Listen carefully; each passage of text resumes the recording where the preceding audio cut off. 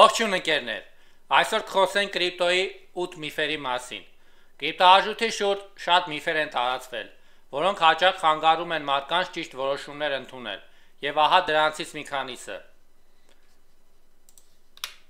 Միֆ առաջին.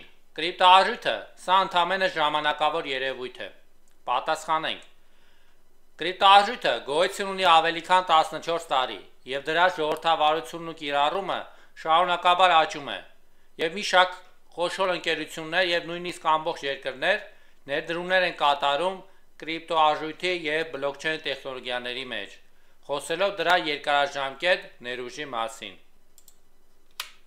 Միֆ 2. Կրիպտոարժույթով հեշտ է արագ հարստանալը։ Պատասխան. Հավանաբար մի քանի ներդրողներ ունեցել է մեծ հաջողություններ, բայց պետք է հասկանաք, որ կրիպտոարժույթը շուկան շատ անկայուն է, շատ բան կախված է ռազմավարությունից, հմտություններից եւ ճիշտ գիտելիքներից։ Հարստանալը չէ առաջնային նպատակը, այլ ապահով եւ իմաստալից ներդրումներ կատարելն է։ Միֆ 3. Կրիպտոարժույթները իրական արժեք չունեն։ Պատասխան. Կրիպտոարժույթները ունեն իրական արժեք, հատկապես այն ոլորտներում, որտեղ դրանց օգտագործումը ակտիվացնում է բլոկչեյն տեխնոլոգիան եւ թույլ է տալիս ապահով անբաժանելի գործարքներ կատարել, իսկ կրիպտոարժույթները դարձել են նոր տնտեսության կարևոր բաղադրիչ։ Միֆ 4. Կրիպտոարժույթները լիովին անանուն են։ Պատասխան.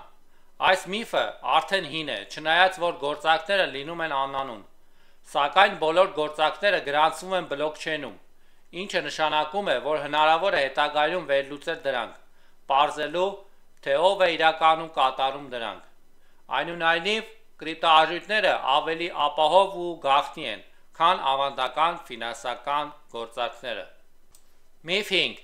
Կրիպտոարժույթը օգտագործվում է կասկածելի մարդկանց կողմից։ Պատասխան.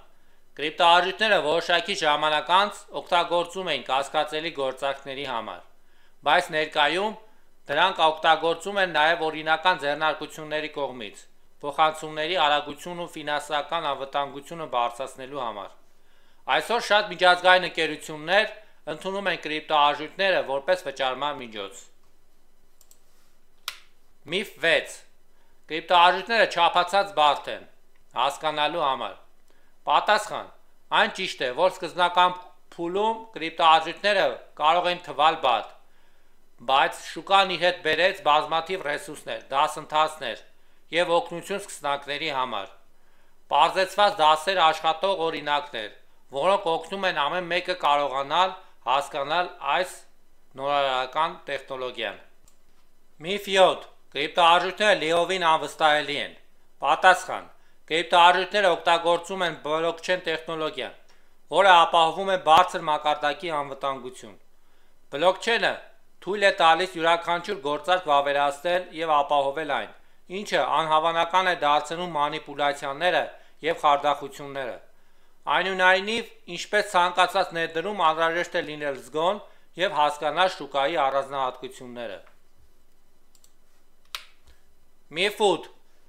Կրիպտոարժույթով հնարավոր չէ օրինական կերպով վճարումներ կատարել։ Պատասխան.